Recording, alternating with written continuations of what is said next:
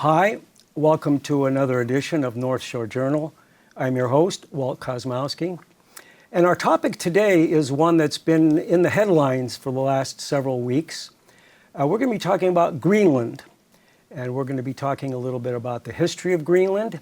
And we're going to be talking about some secret goings-on during the Cold War. And then we're going to take a little history lesson and bring us up to the current status of Greenland and what is happening there.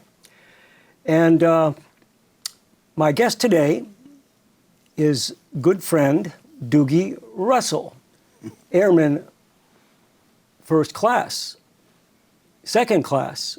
I'll take the promotion. Take the promotion, Dugie Russell. Now, let's talk about where is Greenland. So let's put up slide one, if we may.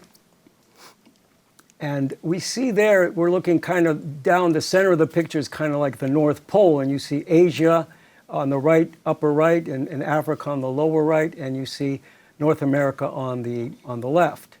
And let's take another look. And this will kind of orient you. The dotted line that circles just north of Iceland is the Arctic Circle. And you can see that most of Greenland is north of the Arctic Circle. The capital is called Nuuk, N-U-U-K, and that is just about where the Arctic Circle crosses over. And and this is a closer look so that you can see kind of like the relative position. You can see Norway and Sweden on the bottom in Europe. You can see North America, Greenland, Canada. U.S. isn't in the picture except for Alaska, and you can see the broad expanse of the Soviet Union and Korea, etc. there. And now we've established where Greenland is, but where is Thule Air Force Base, where Dugie was stationed? Let's take a look at number 4. And so you see that even in Greenland, which is well above the most of it is above the Arctic Circle, Thule Air Force Base is way up in the northwest corner. And let's take another peek at that, number 5. And this is kind of like what it looked like, and Dugie Russell can kind of bring us up to date on what his duties were. You were there stationed there in 1957. This was are these the neighbors that came over for a snack or borrowed a cup of sugar? Didn't see too many of them, thank God, because they're really huge. They would hang out at the dump that we had, you know. Yeah. And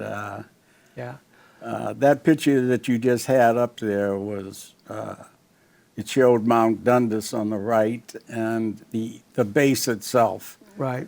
And we were a fighter interceptor group, the Flying Tigers no less, which I really got to like when John Wayne was flying the Tigers. All right. And then I go into service and I wound up in Thule, Greenland with the 74th Fighter Interceptor Squadron. So we're going to show, we're going to put up there, look at that guy. Do you know that guy? Do you know that guy? Do you know that guy?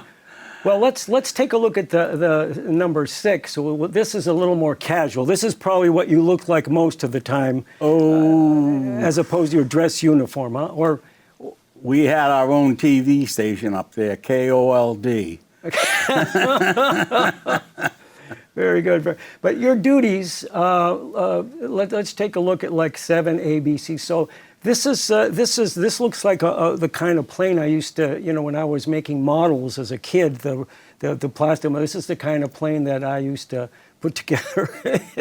But tell us a little bit about, we'll scroll through these shortly. So tell us what kind of planes these are. Tell us what's going on here. These are F-89 Scorpions. It was the fastest plane in its day. And it carried 2.75 rockets, 104 of them. That's me loading one of the rocket pods on each wing. Right. And so the audience knows your duties. You were an armament specialist, or what was your? Correct. Yeah. Missiles, rockets. I worked on everything from, actually, when in training and so forth, on everything from the 45 to the atom bomb. Yeah. And the next slide, please. Okay, and this is something a little different. That's you there at the pointy end of that thing. Correct. And what's inside there? This is a chaff dispenser. They're totally different today. This was a tank, and it's loaded with aluminum chaff, and they'll let out streams of this to clog radars and so forth. To disorient the radar, yeah. Okay. And what you were telling me before, maybe you can quickly describe it, Dugie, that the U.S. Air Force and the Russian Air Force, you kind of played a cat and mouse game. Tell us a little bit about what you had planes that were idling and ready to pop the clutch 24/7, right? 24/7, yeah. The Russians were constantly, I think they, of course I don't know for sure, but I think they harassed us more than we harassed them. They would constantly fly over. We had 4 planes ready to go at all times, armed and ready to fly straight out of the hangar. The hangar doors would open on both ends so that we could fire the bird up and get it out to do the job of intercepting. Yeah. And we'd do the same with them, and it was just like you say, a cat and mouse game. Mouse game, yeah. And now, did you ever feel that you were in danger? Did you ever feel fearful when you were up there? I mean, you said cat and mouse game. So you told me that the pilots would wave at each other. Oh yeah, the pilots would tell us, that what do you do when you intercept one of these guys, And it was the plane that the Russians were famous for, and they still have. I think it was called the Bear. It was a 6-engine turboprop bomber. Big bird. But they would fly right up beside it, throw a little salute, and the other guy waved back, and hey, turn around, Yeah. So while these cat and mouse games were going on, let's see, do we have number 9, or did we show that yet? Okay, I promised Dugie that I would show this slide, although it has... so tell us what we're looking at here, Dugie. You are looking at the only ship in the United States Air Force that I know of. Yeah, and this was basically to tender off supplies when the boats would come up. Correct. It was actually a good-sized tugboat, and they used that unloading and pushing ships around through the ice.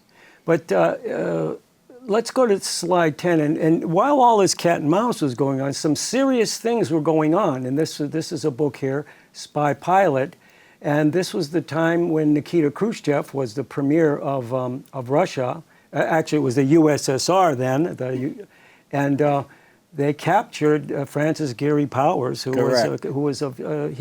piloted a spy plane. And the United States denied it, and Khrushchev showed the wreckage and paraded Powers in front of the United Nations, and there was a kind of egg on the face for the United States. Very much so.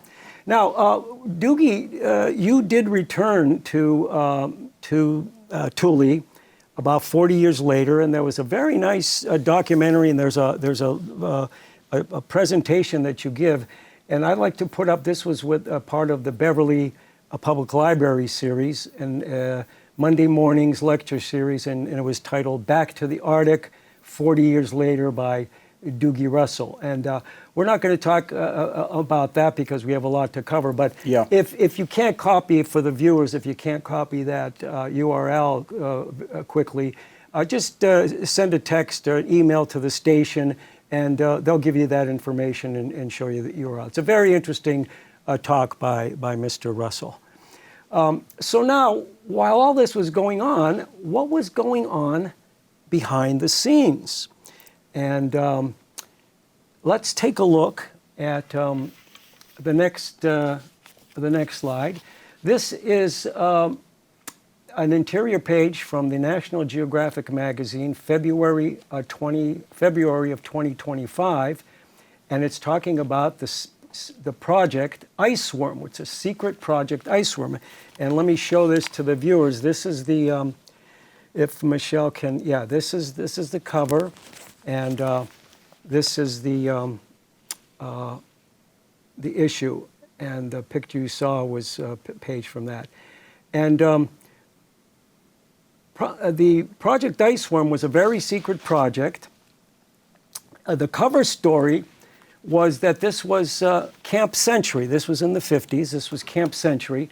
And it was being built by the U.S. military as supposedly a scientific research center. And, buried in the Greenland glacier, and it was touted as a victory over the elements and a triumph of engineering. But the true aim underground was constructed a vast military base. And in that military base were stashed 600 nuclear missiles in trenches. And they were, and then the next slide, please. And these were, if you could see, Thule, you can see how it put these cities in the USSR much closer range than if they had to be stationed in the States. If I could just interject there for a second, all of those areas that you see where we might be bombing was in reverse. Thule was going to be the first place to go if we ever had a war of any kind. Uh-huh. We were the leading factor in the whole shooting match. And of course, you folks at Thule, you knew nothing about this. This was top secret. Not at the time. You knew nothing. And I'm not sure I was there at Thule when this took place or when I got back. I can't remember. Well, I'm thinking you were there. No, it was when I got back. I know. You were, yeah. But you were there during the 57 to 58. Correct. And of course, if this, we'll talk about it in a minute, this opened up in 1960. So, yeah. So the construction must have taken several years. I mean, it was a monumental. Yeah. We'll talk about that in a second. So it was going on probably while you were there, I would guess. To my knowledge, I had no... No, you didn't know about it, but I'm just saying. Yeah. Oh, yes. Just based upon how long it would take and the timing, it was probably going on while you were. And in fact, let's take a look at the number of the next slide. Yeah, this is kind of a schematic of these gigantic tunnels that were being built. Let's take a look at the next one. And this is what it looked like. And these were carved into the glacier. And actually, there is a very nice documentary, a very eye-opening documentary that Dugie alerted me to, and maybe we can show the audience the URL for that documentary. There it is. And if you don't have time to write that down again, you can contact the station here by text or email or call, and you can get that. It's very well worth watching this. This video, and the cover after the camp was up and running, they invited newspapers and magazine reporters to come up and take a look, and everything was all lit up by a nuclear reactor. Let's take a look at the next shot. Oh, this is a still from that documentary that I just mentioned, and this shows a special machine which was digging these trenches that we talked about.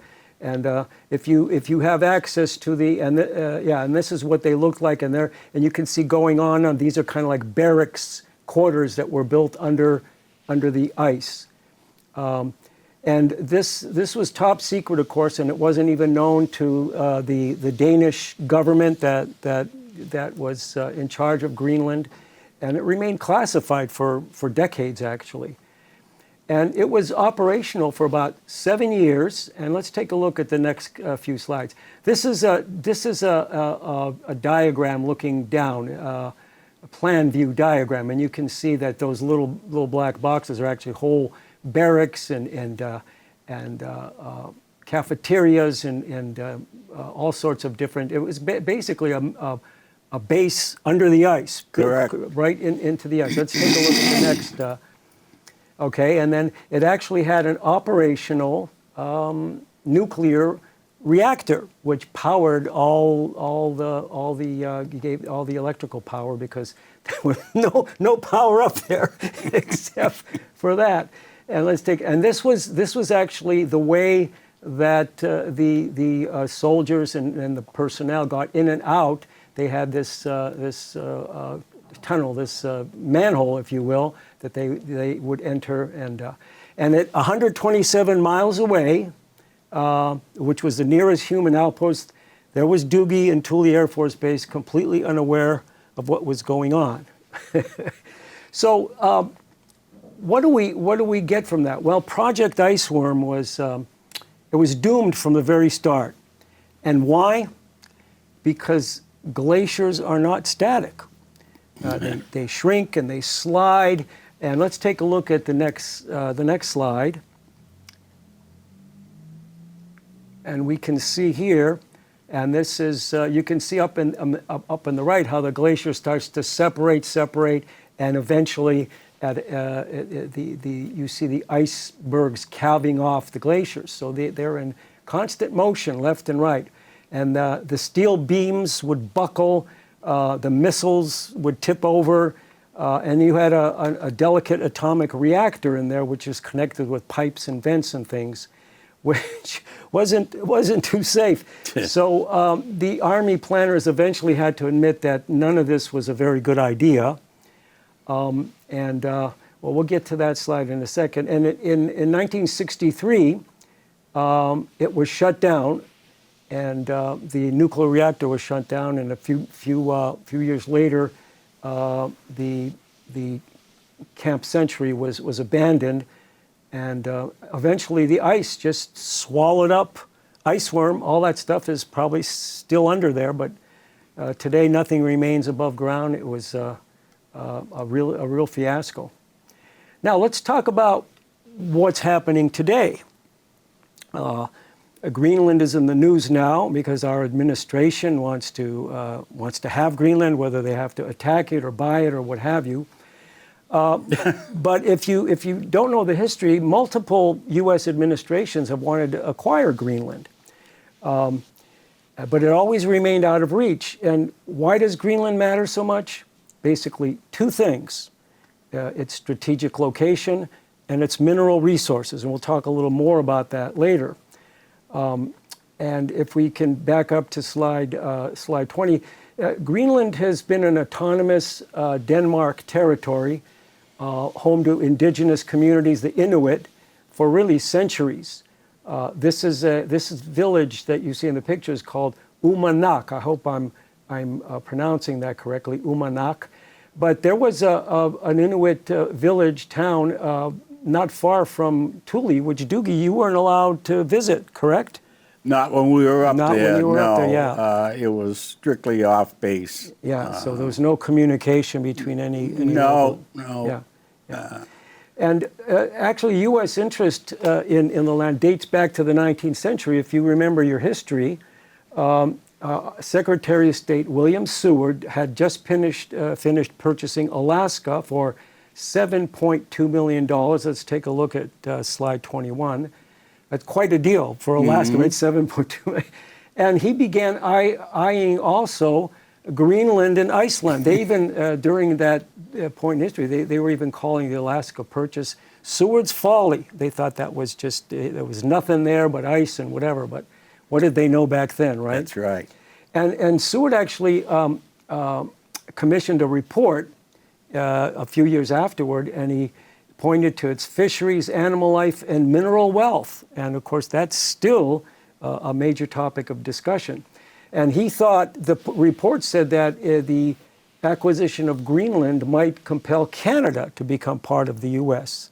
how we relive history, right?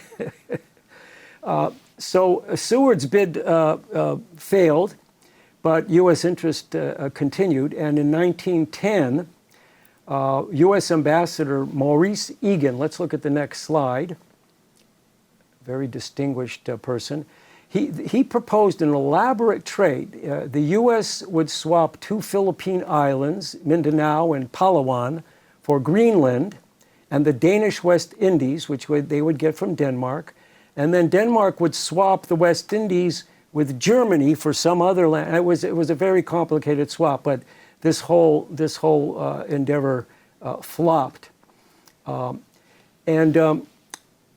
In 1940, the U.S. wanted to make sure nobody else was smelling around Greenland. So let's take a look at the next slide. Of course, we all remember the Monroe Doctrine, where Uncle Sam basically said, he told the European powers that the Western Hemisphere is ours, and you stay out. And so they said nobody could come up into Greenland because that was part of North America.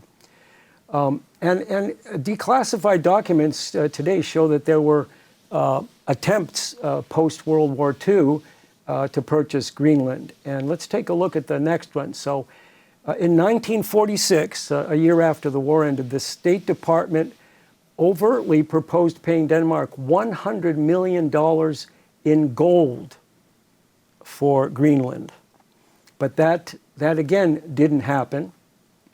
And in 1951, the U.S. signed the Defense of Greenland. That's a lot of words there, but basically, I'll summarize it for you, that the agreement said that it granted the U.S. the right to build and access military bases on the island in 1951, and they certainly did. Thule opened in 52, air base, right? So it didn't take them long, and of course, that gave them the entry to do the Camp Century Project Iceworm, which turned out to be a fiasco.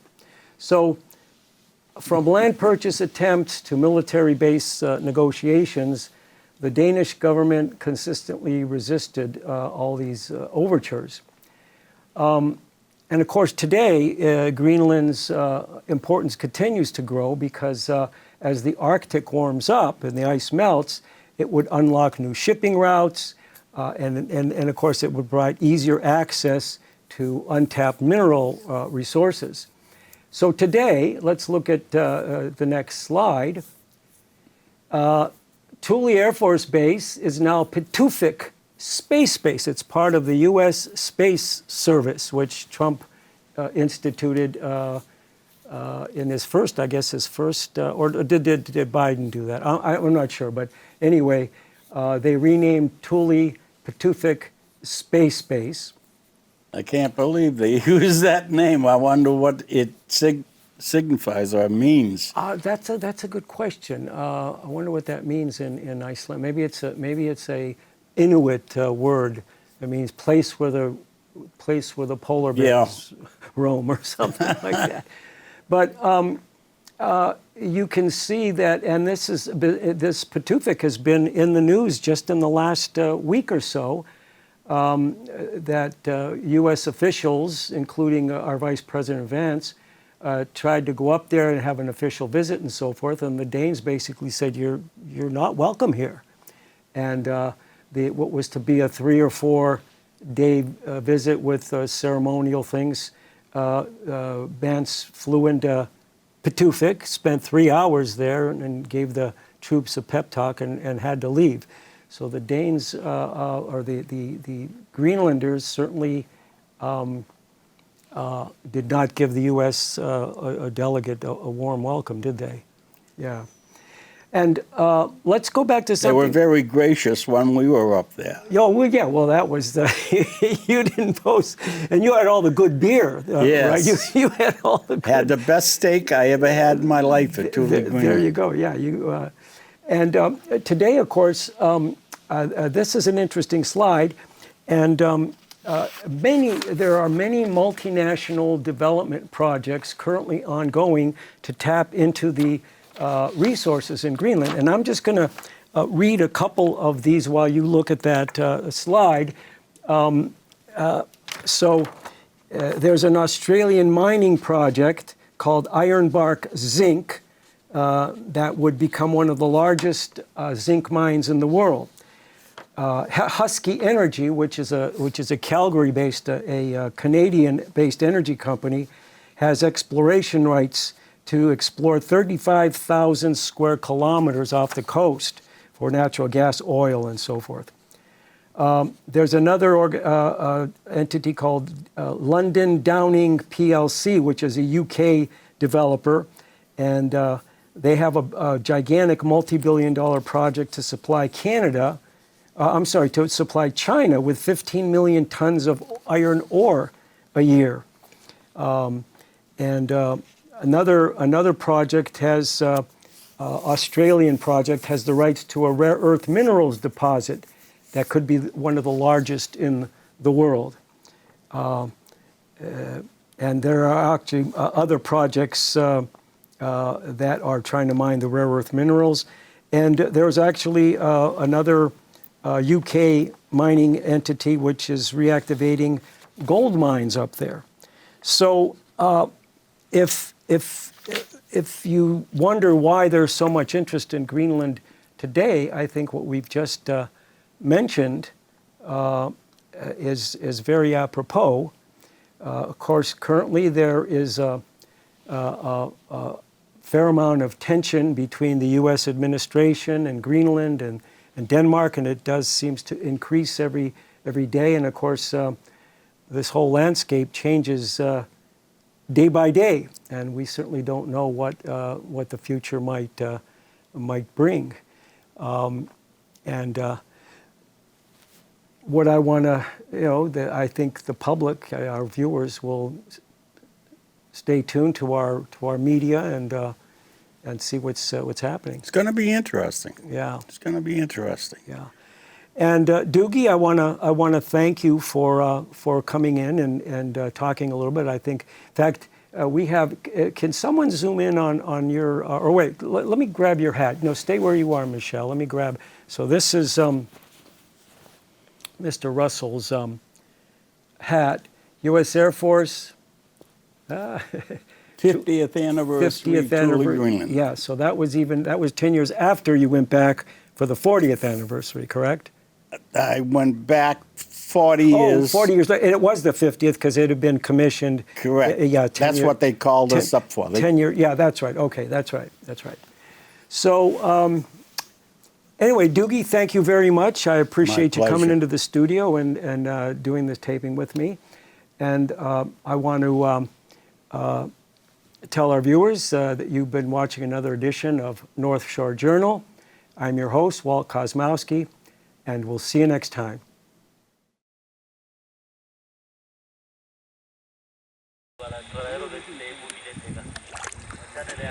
Big boy.